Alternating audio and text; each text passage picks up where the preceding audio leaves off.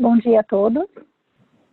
Sejam bem-vindos ao webinar da ECAMS, intitulado O Verdadeiro Custo de Compliance na Prevenção à Lavagem de Dinheiro no Brasil, patrocinado pela LexisNexis Risk Solutions.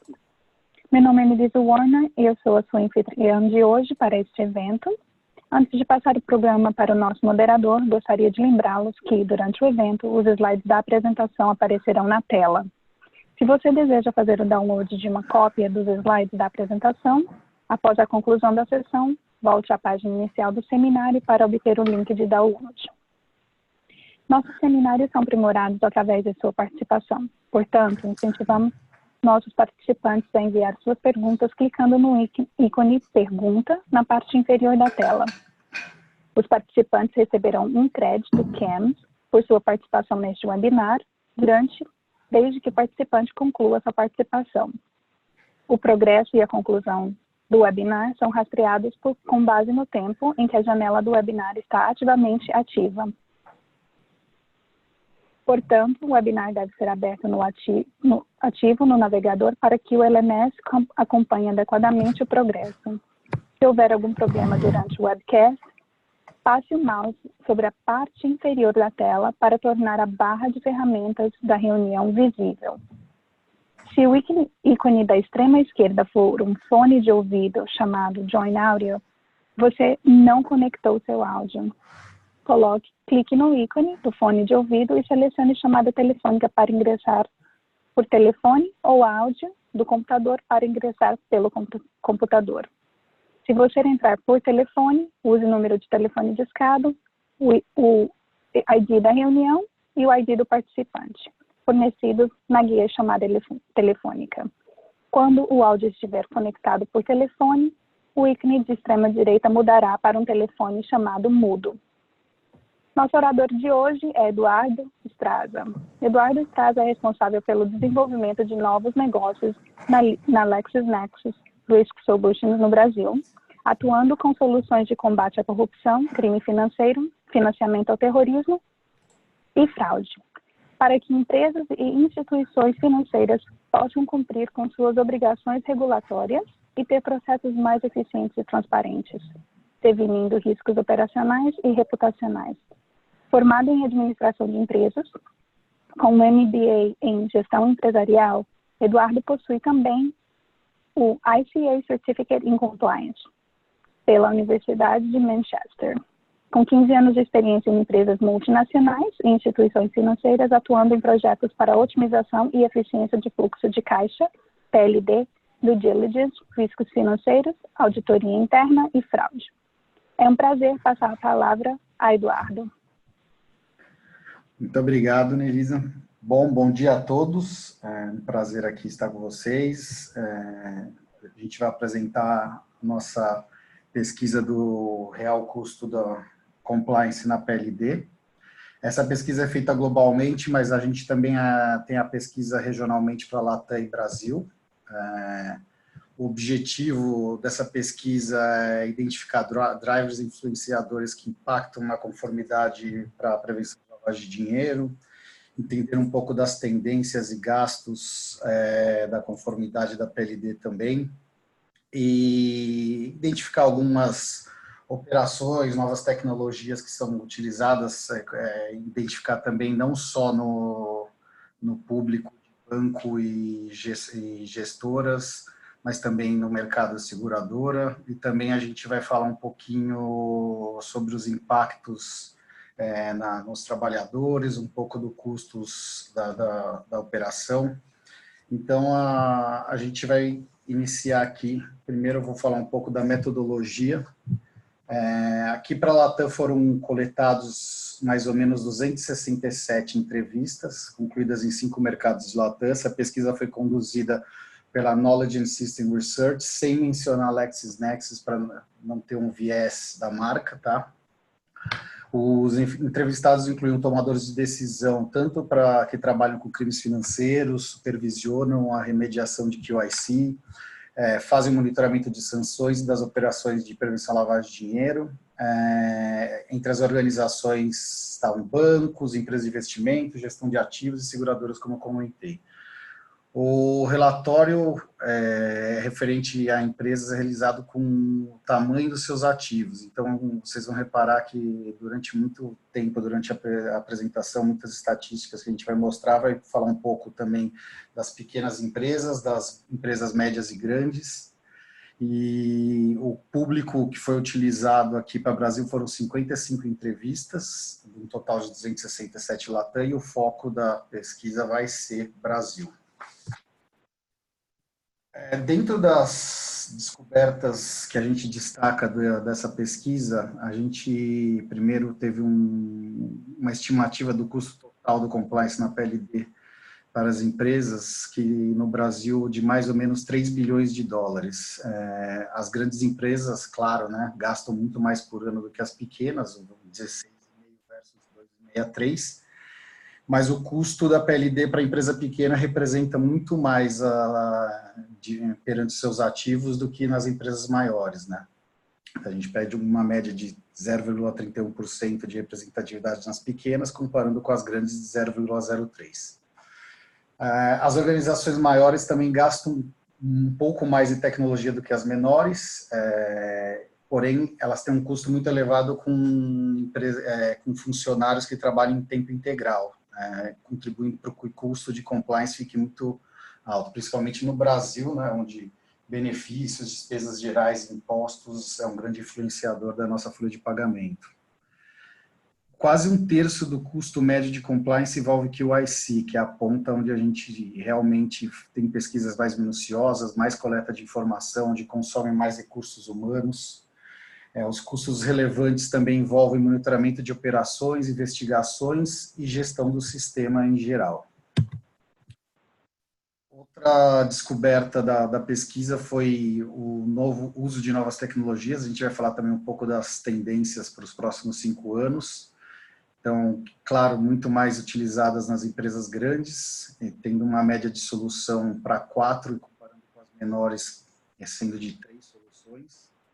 As funcionalidades de QIC baseada em nuvem, banco de dados de compliance compartilhado entre bancos é bem comum, dependente do tamanho da empresa. Então, esse é um drive que é legal na parte de prevenção à lavagem de dinheiro, que o share de informações ele não é algo que prejudica a competitividade, sim ajuda um ao outro.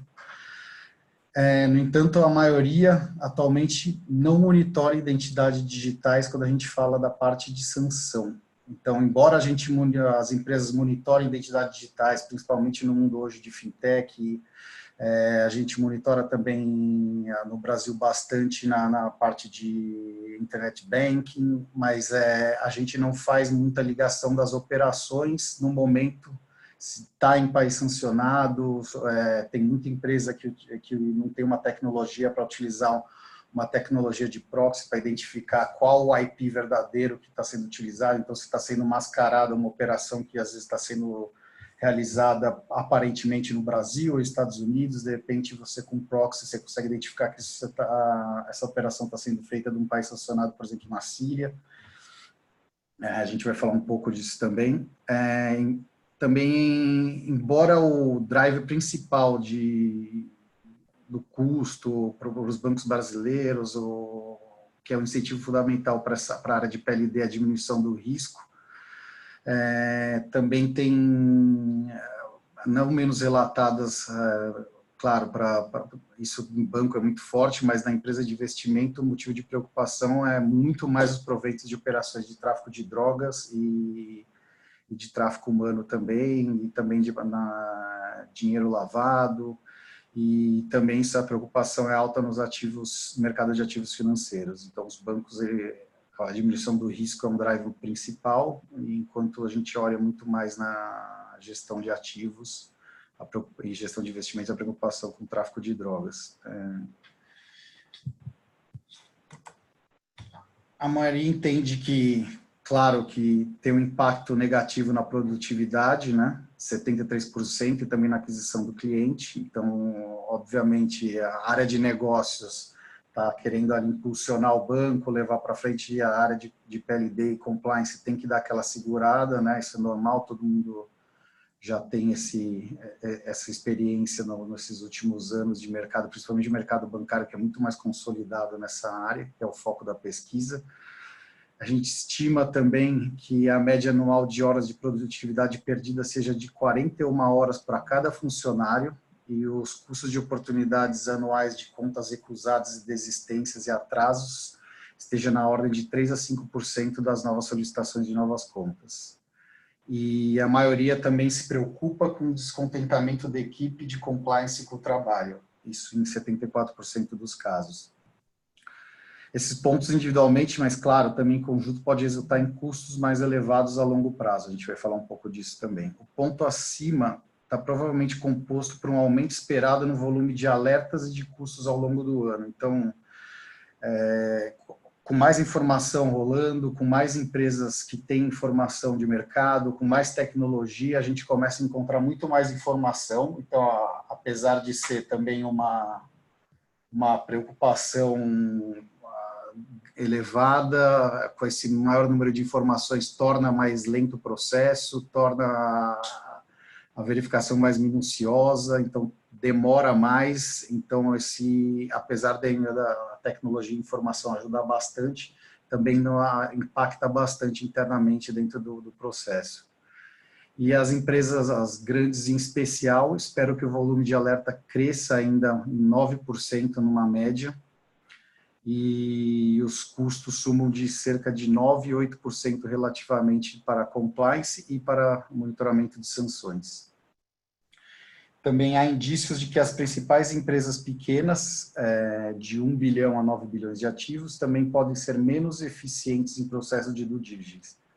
Parte disso é baseada na falta de uso do beneficiário final. Isso retarda bastante o processo de due diligence, principalmente para contas empresariais estrangeiras, onde a informação é mais escassa para a gente aqui no Brasil e a gente depende muito de empresas terceiras.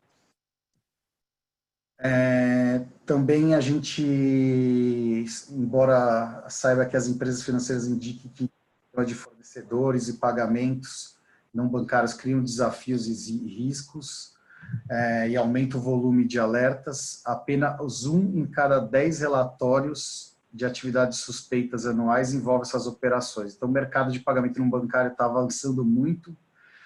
A gente ainda encontra muita empresa abrindo, cada dia a gente descobre uma nova, e isso ainda pode ter um poder de subnotificação que ainda a gente não tem ainda muita informação, porque é muito baixo ainda o processo dentro de notificação para esse tipo de empresa, sendo que o controle acaba caindo muito mais na instituição financeira do que na ponta das empresas de sistemas de pagamento não bancário. Então, aumenta o risco de violação de compliance, aumenta o volume de alerta também. As empresas com mais de 10 bilhões de ativos também correm o risco de realizar operações bancárias correspondentes do que as outras menores, tem muito maior risco. Em resposta ao impacto desses fornecedores, várias empresas financeiras também investiram em equipes de treinamento, assim como implantação de processos mais rigorosos. Bom, falando um pouco do tamanho, agora a gente falando um pouco mais dos detalhes do que dos principais achados que a gente comentou agora, a gente vai começar com o tamanho e estabilidade da equipe de PLD, né? As empresas de grande porte analisam muito mais nomes por dia, e, consequentemente, claro, contam com equipes bem maiores, né? E claro que tem um budget maior para fazer a prevenção da lavagem de dinheiro. A maioria dos empregados que estão há menos de 10 anos tende a ganhar menos de que 40 a 60 mil dólares ano. Os empregados pelas empresas grandes, que são as maiores de 10 bilhões, ganham em média um salário maior que as empresas menores. Se a gente reparar aqui no gráfico da média salarial por estabilidade, a gente vai ver que em menos de 3 anos o funcionário ganha em média menos do que 20 mil, 52% está na faixa entre 20 e 39 e 6% ganhando mais. Quanto mais essa parte, a experiência conta muito, né, na equipe de PLD, então quanto mais a experiência vai sendo adicionada ao tempo de casa, a média salarial começa a subir para esse funcionário. E a média de funcionário empregado em cada operação, quebrado aqui em geral e nas empresas, a gente também fez uma quebra das menores, entre as menores de 1 bi de ativos e as entre 1 e 9, né? Quando a gente olha o número de empregados em operações de compliance na PLD para a média geral de 53 nomes, sendo que nas empresas menores 20, um destaque para empresas com maiores para 112 funcionários, sendo que esses analisam mais ou menos 136 nomes por dia, e isso na média, muito puxado pelas empresas maiores que analisam mais de 299. E em sanção também o número é bem elevado, é uma preocupação que a gente vem crescente, tem muitas listas de sanções hoje em dia, a gente tem uma base hoje que tem uma cobertura de mais de 100, o Brasil mesmo hoje já tem também no portal da transparência, então o monitoramento é contínuo nessa parte de sanção, uma preocupação muito elevada nos bancos, e a gente verifica que 155 dos nomes estão ligados à análise de sanção. Falando de média de contas abertas versus due diligence feitas mensalmente, separando aqui em varejo, em private bank, pessoa estrangeira, PME, empresa nacional de médio porte, de grande porte, PME estrangeiras e empresas estrangeiras, a gente verifica que a média de novas contas abertas que demandam uma due diligence mensalmente. Então, nas empresas grandes, a média de 106, nas menores, aí 24, nas médias, nas principais pequenas, 21.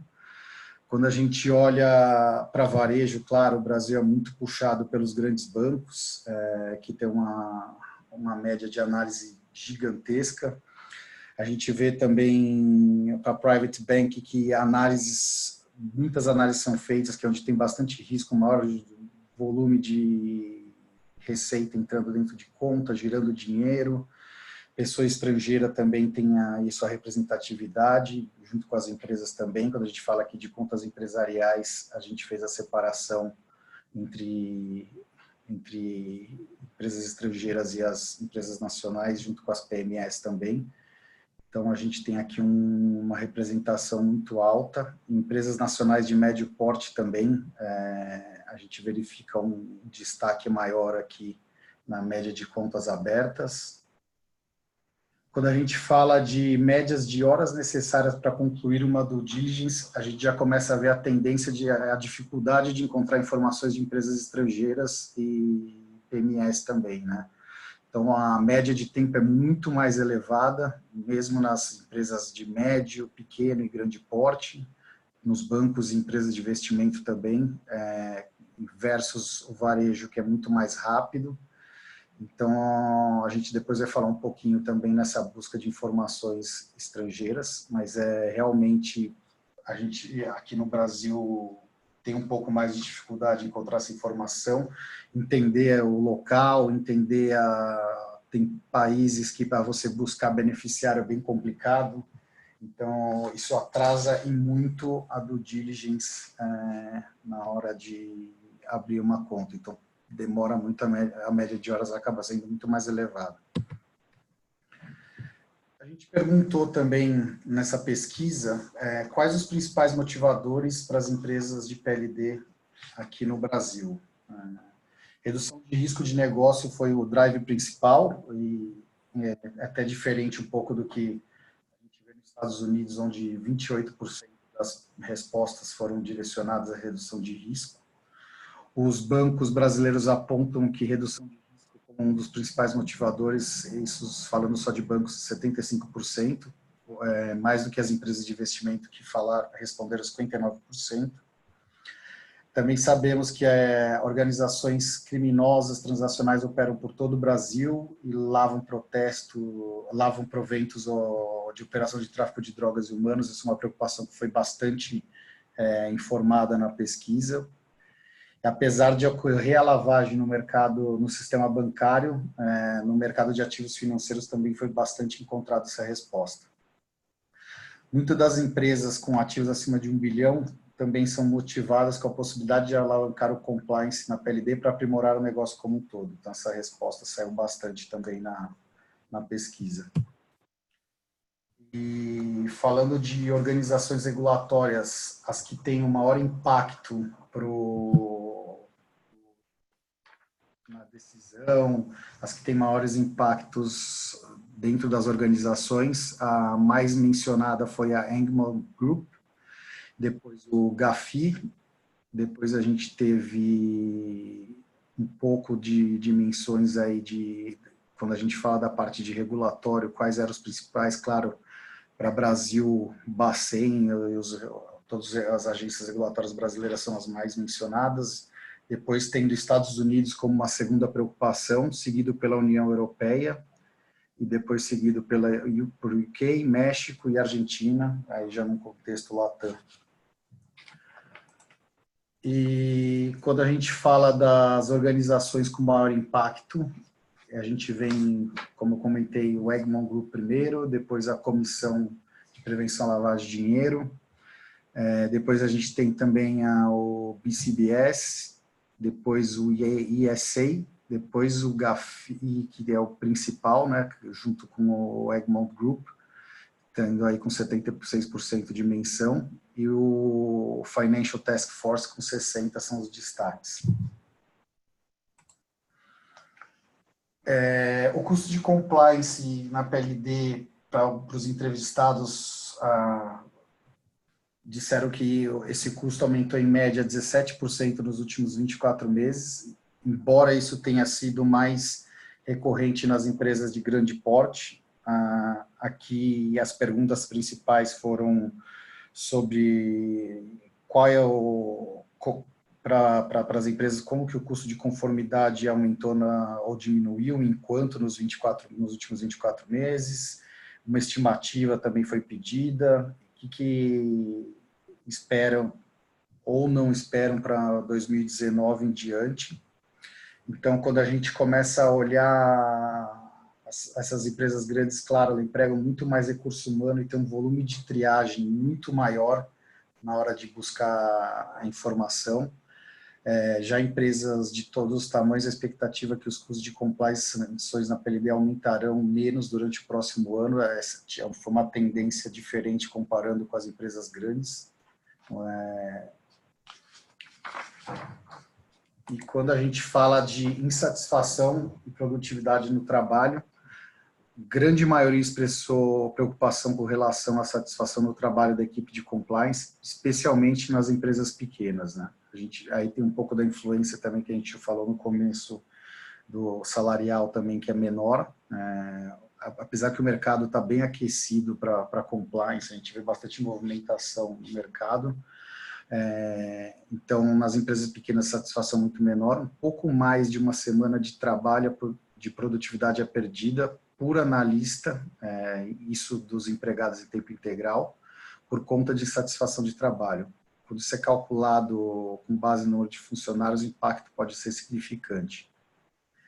A média de horas anuais perdidas total, então, ficou em 42, e a preocupação com relação à satisfação do trabalho da equipe de compliance, 74%. Sendo que o dado não está aí, mas nas empresas nas empresas pequenas e as principais pequenas, a preocupação é de 81%.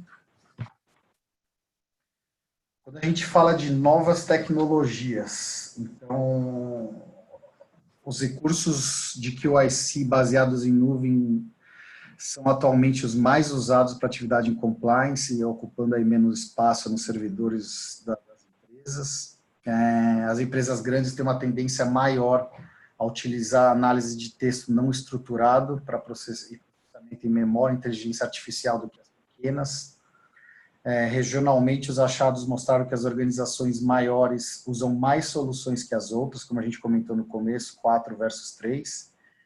E espera-se que a análise de texto não estruturado e processamento em memória tornem-se parte do padrão de processo de todos os tamanhos de empresas nos próximos 5 anos. Aqui quebrando um pouco da relevância das novas tecnologias. Do lado direito, a gente já vê o que está em uso para cada tipo de tamanho de empresa. Então, quando a gente fala aí de recursos de QIC baseado em nuvem, hoje 96% já está em uso, sendo que nas empresas grandes 100%, nas principais pequenas 99%, nas pequenas 84%, então a tendência não, a realidade já é muito alta. E 4% respondeu que parte do padrão do processo será feita em 5 anos.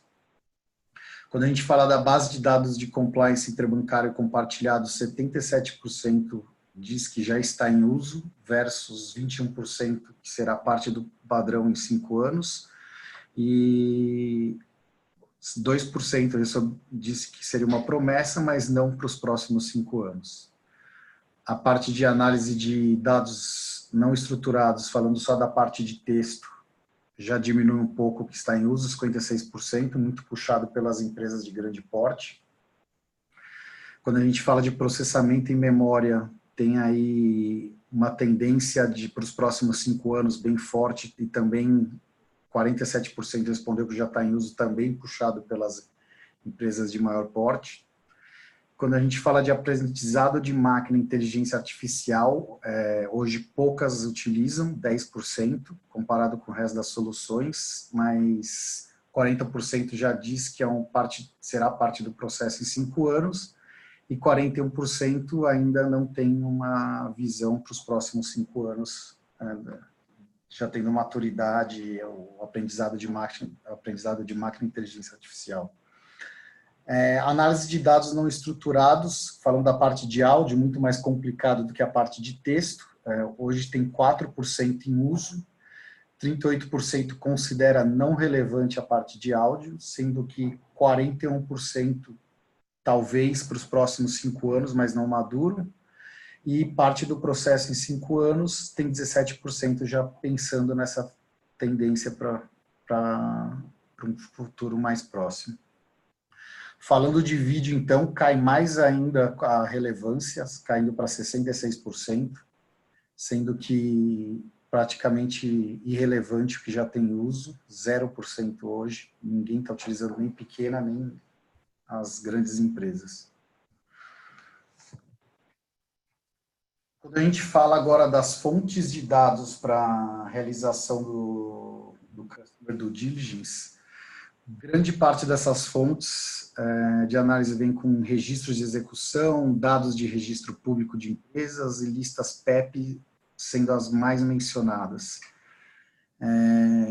Não é à toa, quando a gente faz bastante reunião com o banco e instituição financeira, a PEP é uma das principais preocupações, aí, qual é a definição que está sendo utilizada, se é a definição GAFI, a discussão COAF, Banco Central. Hoje a gente tem, antigamente era um pouco mais complicado, hoje a gente verifica já que no portal da transparência tem uma lista bem extensa de PEP, não só dos políticos, mas dirigentes de empresa pública também, no nível também nacional, regional, nível estatal. Então a informação hoje está muito mais disponível do que já teve no passado. As empresas grandes apresentam maior tendência de usar dados de beneficiários finais do que as empresas pequenas. Essa é uma preocupação grande do GAFI na hora de toda a recomendação que eles fazem para a busca de riscos associados a esses beneficiários que estão por trás para auxiliar criminosos, proventos de crime, aumentando assim o risco de lavagem de dinheiro. E na hora de identificar esses beneficiários, quando estão fora do Brasil, a dificuldade aumenta muito. Tem países, então, que a fonte nem é pública, porque há muita dificuldade de encontrar informação. Então, a gente vai ver um pouco, na próxima estatística, como que as empresas estão trabalhando nesses dados que a gente comentou. Para registro de execução, 75% das empresas médias e grandes utilizam para do diligence do cliente, as pequenas 65 e as principais as pequenas 63, as principais pequenas 65, que é uma fonte bastante usada. Aqui foram também feitas duas perguntas, as fontes utilizadas como base de comparação versus o que você tem no formulário, o quanto da fonte mais usada é utilizada na hora de fazer a due diligence versus fontes que necessitam mais tempo. Nessas fontes que necessitam mais tempo podem ser citadas tanto fontes para busca de informação internacional, onde você depende de uma pesquisa de uma empresa que tem acesso, base de dados para beneficiário final, acho que pouquíssimas empresas hoje a gente encontra quem faça, e o custo é bem elevado, então você ter acesso a uma base total de beneficiários finais globalmente é algo que poucas empresas têm o capital para poder bancar essa solução. Então, é muito solicitado sob demanda também, o que gera uma fonte que leva muito mais tempo para conseguir informação quando a gente fala de beneficiários finais.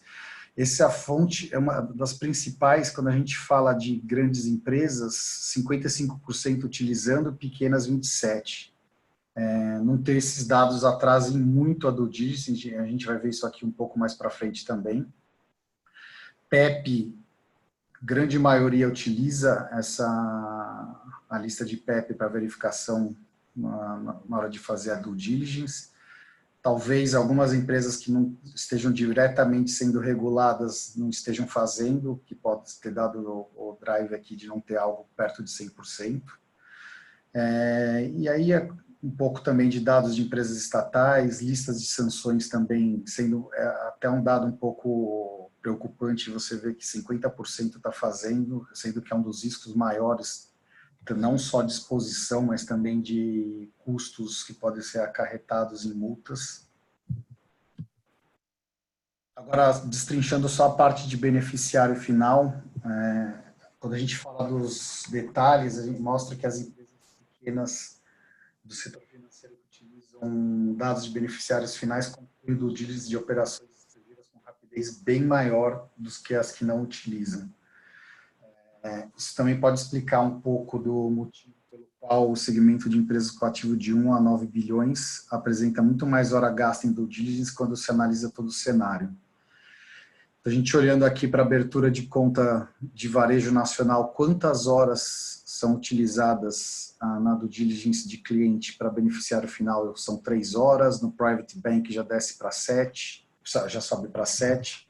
Pessoa física estrangeira e também corporações estrangeiras e PMEs estrangeiras são as que mais demandam tempo, é um gasto muito elevado de tempo, de pessoas, de tempo para conseguir informação e também aquela dependência de terceiros na espera do resultado, que é justamente aquelas fontes que têm mais demora na busca do resultado. E aqui a média de horas necessárias para a conclusão do due diligence de clientes com dados de beneficiários finais. Então, aqui para varejo, e a gente vê também, claro, bem mais baixo aqui quando a gente fala das pequenas empresas. Quando a gente fala aqui das empresas estrangeiras, começa a vir a mesma tendência, mais elevada. Um destaque aqui também na parte de busca desses dados de beneficiários finais, que a gente tem reparado bastante tendência aqui no Brasil, é um pouco mais complicado que fora, que a gente tem regras mais até 1%, você já tem que saber quem que é. Em alguns países do mundo, a tendência é que seja para 10%, 25%, dependendo do país, para você chegar até o último beneficiário. Então, aqui no Brasil, o tempo gasto se mostrou um pouco maior comparando com o resto do mundo em outras pesquisas realizadas. Agora, quando a gente fala de eliminação de volume de alertas, quanto tempo é gasto, qual é a expectativa também na diminuição do volume? Então, o tempo médio necessário para eliminar todos os alertas que são gerados nesses sistemas, nas informações geradas nas empresas brasileiras é de 3 a 8 horas. A expectativa com relação à alteração do volume de alerta em 2019 são mistas, principalmente entre as grandes empresas, onde acredito que vai aumentar uma média de 9%, então já vai ter mais recurso sendo gasto quando a gente fala de capital humano, e entre as negociações menores, eles esperam que diminua por volta de 6%. Regionalmente, as que usam serviço de tecnologia conseguem eliminar alertas com muito mais rapidez, aí juntando tecnologia para ajudar na redução de falso positivo, tecnologia para trazer informação mais precisa, utilização de base de dados estruturados, então acaba trazendo mais rapidez aí na hora de eliminar um alerta. Quando a gente fala de média de horas para eliminar cada tipo de alerta, então para monitoramento de operações da PLD são 8 horas, alerta de sanções 6 horas, listas periódicas de monitoramento 6 horas também. Quando a gente fala dessas listas, são as listas de aplicação de lei, listas regulatórias, e para QIC, a média de 3 horas. A expectativa do volume de alertas, quando a gente fala nas respostas, 54% espera que isso vai aumentar, muito puxado pelas empresas maiores, como a gente comentou. Queda, isso representa 36% tem expectativas da queda desse volume de alerta, e sem mudança teve uma resposta aí de 10%. A média esperada de aumento de volume de alertas é por volta de 9%. Isso muito puxado, claro, pelas empresas grandes. Quando conversamos nas perguntas para as empresas de quais as áreas e suas operações que têm de triagem de conformidade frente aos maiores desafios sobre cada mudança, quais das seguintes opções você vê como vantagem para os negócios trazidos pela mudança na conformidade à prevenção da lavagem de dinheiro?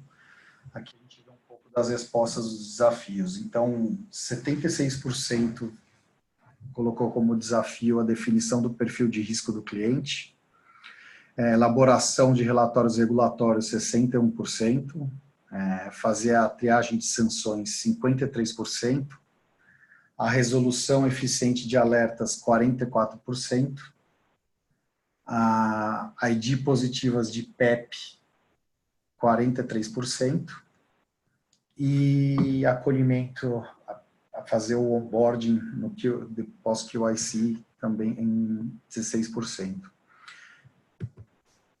Quando a gente fala das vantagens percebidas pelo público utilizando a conformidade para prevenção da lavagem de dinheiro, dizendo que os dados aprimorados para a gestão de risco foi formado por 73% dos entrevistados, 53% com dados aprimorados para outros propósitos, 47% compreensão de cliente como uma das vantagens, 46%, desculpa, aquela hora, 53% é dados aprimorados para relacionamento com clientes e 46% para os dados aprimorados para outros propósitos. E 43% citou como vantagem a tolerância de risco para a compreensão do cliente também. E 20% tendo um onboarding mais rápido e 17% tendo exceções de STP reduzidas. Falando em monitoramento de identidades, comportamento online e sanções, atualmente a maioria das empresas brasileiras monitora a identidade digital, com relação ao comportamento criminoso, mas pouco é fiscalizado em operações online em tempo real para o mesmo. Isso 99% da empresa monitora a identidade digital para a busca do comportamento criminoso, mas na hora das operações online e real-time, somente 58% está monitorando. E quando a gente fala de comportamento em relação à violação de sanções, isso cai mais ainda para 14%. Já tem uma boa parcela, principalmente em fintechs, realizando a checagem dessas identidades no momento que está sendo realizada a operação, o local verdadeiro da operação, para identificar se não está violando alguma sanção, principalmente quando a gente fala aí dos países principais. Então, a gente monitora muito bem em cima do comportamento, se está cometendo crime, se está cometendo uma fraude, se está cometendo lavagem de dinheiro, mas na hora de verificar a violação de sanções ainda tem uma tendência que tem que aumentar bastante a aquisição de tecnologias para fazer esse monitoramento, que não é uma preocupação que está sendo demonstrada. Os impactos agora dos fornecedores de pagamento não bancário, que é uma tendência muito elevada no mercado brasileiro. As empresas de serviço financeiro reconhecem que eles estão aumentando o risco à operação e os esforços às atividades de compliance. Aumenta o risco de violações de compliance no volume de alerta. Então, esses são os impactos maiores em todas as empresas, não quaisquer que seja o tamanho. As organizações com mais de 10 bilhões de ativos também estão mais propensas a sofrerem um risco maior ao realizar serviços não bancarizados, serviços para fornecedores não bancarizados, na parte de pagamentos, do que as outras. Quando foi perguntado dos seguintes impactos, quais eram os principais? Então, quando a gente fala de maior risco de violação de compliance, 58% deu essa resposta, sendo que tanto na pequena quanto na média foi elevado o retorno. Aumento do volume de alertas também, tanto para as pequenas quanto para as médias, e maior risco de se conduzir serviços bancários correspondentes, 44% respondeu, muito puxado pelas grandes. Maior custo de investimento em tecnologia, foi mais ou menos equilibrado entre os dois tamanhos de empresa, e o estresse nas equipes de compliance, representando aí 32% na média, mais puxado pela pequena empresa. Na parte de custos também tivemos 30% de resposta positiva, sendo que empresas maiores 37% e 28% para pequena, e menor produtividade, um pouco mais baixo, caindo para 26% as respostas, e número de falsos positivos e desperdício de recurso de tempo na casa de 21%. Quando a gente fala dos relatórios de atividades suspeitas, os fornecedores não bancarizados, apesar de ser desafiador, apenas 1 em cada 10 relatórios de atividades suspeitas envolve provedores de pagamentos não bancários. Talvez o resultado pode ser por subnotificação, foi um pouco comentado pelas empresas, mas indica que esse volume de alerta dos principais impactos para fornecedores em seus processos de compliance. A subnotificação tem sido sugerida em outros países da América Latina também, nas nossas pesquisas, não só Brasil. 120 a média de relatórios enviados anualmente, sendo que 10% dos relatórios envolvem operações de fornecedores de pagamento não bancarizado. O grau em que esses fornecedores criam problemas para o compliance na prevenção da lavagem de dinheiro no ano, 30% respondeu um pouco, 51% médio e 19% respondeu bastante. Sendo que quando a gente fala do grau de aumento das operações realizadas através dos fornecedores, fez com que a organização de compliance mudasse suas operações de triagem no último ano, 31% um pouco, falou que sim, um pouco teve a mudança, médio 59%, bastante respondido apenas por 7%. Quando a gente fala desses desafios dessas empresas de pagamento não bancário, os mais comuns encontram-se na velocidade da transferência do valor, é muito rápido, então para você fazer a verificação acaba sendo um pouco complicado pela velocidade da transação, a falta de consistência entre os aplicativos, a complexidade das cadeias e a transparência também entre elas, e a garantia que esses fornecedores estão em compliance. Então, esses são os maiores desafios citados. Destrinchando um pouco aqui nas respostas, falando só da velocidade em tempo real da transferência de valor, 77% respondeu que o grau desafiador é moderado e grande, ter puxado bastante, porque essas transações realmente tem muito pouco tempo para a gente ter a resposta. A falta de consistência dos aplicativos também, 77% respondeu que o grau é moderado ou forte ou grande. Também a gente vê nas empresas grandes isso como 87%. A complexidade das cadeias e a transparência do tipo de pagamento também foi respondido por 73% como um grande desafio. E a garantia que os fornecedores de pagamentos estão em compliance também um outro desafio, respondido por 70%, bem equilibrado aí entre pequenas e grandes empresas. O volume de falso positivo que precisam ser revisados também é uma preocupação elevada, assim como a falta de informação do perfil de clientes e o alto volume de operações também. Já a dificuldade de determinar beneficiário reduziu bastante a resposta, que 63% não acharam desafiador, ou pouco ou nada. E a dificuldade em determinar o local e origem da operação, 75% definiu que isso não é tão desafiador. Bom, aqui um pouco, as empresas financeiras elas têm investido bastante em equipe, em treinamento, assim como implementação de processos para lidar com esse tipo de fornecedor.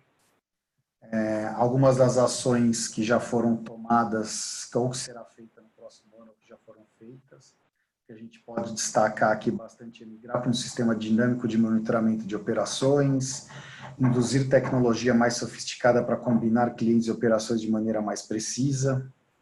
São as tendências e também as que estão sendo bastante utilizadas. Dentre as mais utilizadas hoje, implementar o programa de treinamento, implementar processos de due diligence mais rigoroso e também criar uma equipe para avaliar as tecnologias de pagamentos emergentes. Quando a gente fala do desafio desse fornecedor para o futuro, o grau de desafio que é esperado é um grau elevado 2% ao longo isso para o próximo ano, algum grau 45%, grau moderado 53%. E o que se espera de aumento nas operações realizadas de meio de pagamento, 71% espera que tenha algum grau de aumento, 27% moderado e grau elevado 2%. Falando um pouco aqui do gasto médio anual de compliance, quando a gente fala na prevenção da lavagem de dinheiro, tem alguns fatores que são envolvidos, principalmente recurso humano, tecnologia e as fontes de dados. Claro, também as atividades operacionais relacionadas a essas questões. Com base no acordo coletivo entre a empresa que fez a pesquisa e a LexisNexis, entende-se que algumas empresas do setor financeiro podem ter diversas unidades que realizam due diligence na prevenção de lavagem de dinheiro. Então, não é apenas uma área fazendo a checagem, mas outras áreas. Então, quando a gente fala de empresas que possuem somente um grupo de compliance na prevenção da lavagem de dinheiro, pequenas empresas responderam que 90% delas têm apenas um grupo, 52% disseram nas grandes que possuem um grupo, que possuem vários grupos nas grandes 48%. Então, isso aumenta bastante o custo e aumenta bastante também o tempo para finalizar uma questão final, por ter mais de uma área fazendo verificações. Quando a gente destrincha aqui os que afirmaram terem grupos diversos, todos os departamentos de compliance por toda a instituição, incluindo qualquer outra linha de negócio que envolva atividade de compliance PLD, 47% das empresas, sendo 23% delas empresas médias e grandes, afirmaram que possuem diversos grupos. Quando a gente fala do gasto anual com todos os departamentos de compliance, mas não qualquer outra linha de negócio que também tem atividade de PLD, empresas pequenas 0, empresas grandes 38%. Alguns destaques. Aqui um pouco do gasto anual em compliance, quando a gente fala da distribuição, 29% gasto em programa de QIC, 24% no monitoramento de atividades e operações suspeitas, e 18% em investigações, 12% na conformidade e 8% responderam outros. Sendo que o custo total geral, como a gente comentou no começo, é de 3 bilhões ano, sendo que nas empresas com mais de 10 bi em ativos, 1,55, representando 0,31 do total de ativos, e 1,46 para as empresas de 10 bi ou menos, representando, 0,03 para as empresas maiores de 10 bi e 0,31 para as menores de 10 bi em ativos.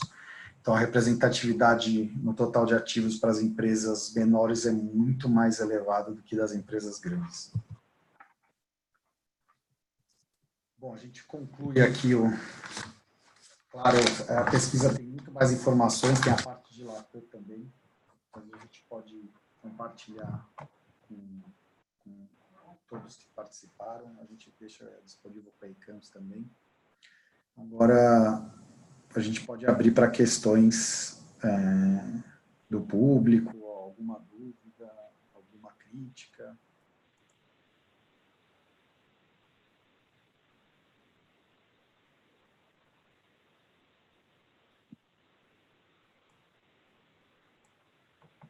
Eu vi uma pergunta aqui do Juan Villafuerte.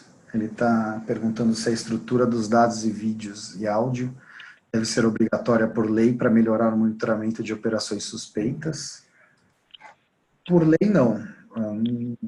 Mas é uma tendência que tem ocorrido bastante, porque hoje você encontra não só texto, você vê broadcast, você vê muita informação sendo compartilhada na rede escrita e sem ser também via áudio, muitos vídeos também. Então, mas a preocupação, como você verificou na pesquisa, não está sendo hoje demonstrada por nenhuma das empresas, né? Então, isso leva a crer que provavelmente não tem uma obrigação mesmo, porque se tem um mercado que, quando aparece alguma obrigação, ele começa a se adequar rápido, é o mercado bancarizado, o mercado financeiro.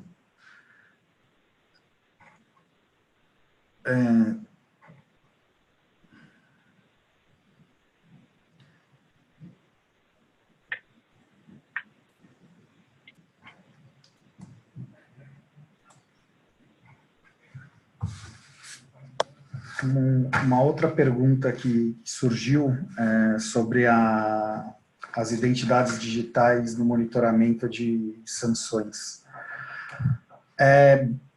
Tem tecnologia hoje que você consegue identificar de onde está saindo a operação. Claro, quando a operação está num país sancionado, a tendência é que tenta ser mascarado esse IP. Tem tecnologia no mercado para identificar se a real localização desse IP, às vezes ele está disfarçando um IP que está num local que parece ser um local ok, de repente quando você faz a abertura desse IP utilizando uma tecnologia proxy, você identifica que essa operação está sendo realizada num país sancionado. Isso deveria gerar um tipo de alerta também, não só quando você tem a localização da pessoa, da onde ela veio, a identidade física, com quem que ela tem negócios, etc. Mas também, quando a gente fala de monitoramento de operações em real time, principalmente pagamentos, que aí tem um envio de recursos, esse monitoramento da identidade digital é bastante importante também na parte de sanções, é uma tendência que tem se mostrado começando a se elevar, e na pesquisa a gente viu que ainda é uma preocupação baixa quando comparado a uma verificação mais física na hora de fazer o onboarding ou a abertura de conta.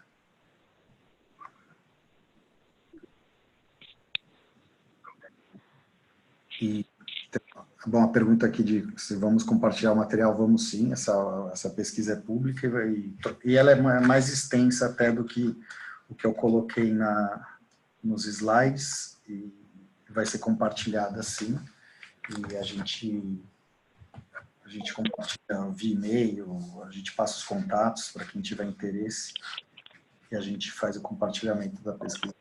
Tem também tem algumas informações no final da pesquisa que eu não comentei, mas também fala dos países Latam, então as tendências para a América Latina, então quem tiver inserido dentro do mercado Latam, não atuando apenas em Brasil, tem alguns drivers também para as empresas latino-americanas.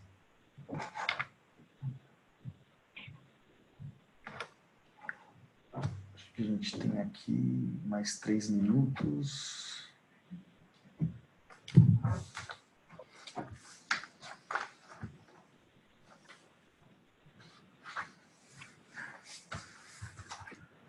Bom, acho que concluímos aqui a agenda. Também, se tiverem mais questionamentos posteriormente, é só a gente compartilha, e fico à disposição aí para tirar dúvidas após o envio da pesquisa também. Se quiserem futuramente alguém marcar para a gente apresentar em qualquer instituição, também fica à vontade. Muito obrigado. E com isso, muito obrigada, Eduardo Estraza e a LexNexus Solution. Eu também gostaria de agradecer a todos os participantes desse webinar. Nós todos realmente apreciamos muito os seus comentários e por isso pedimos o feedback na pesquisa que aparecerá em sua tela. Com isso, concluímos nossa apresentação de hoje. Muito obrigada e até a próxima.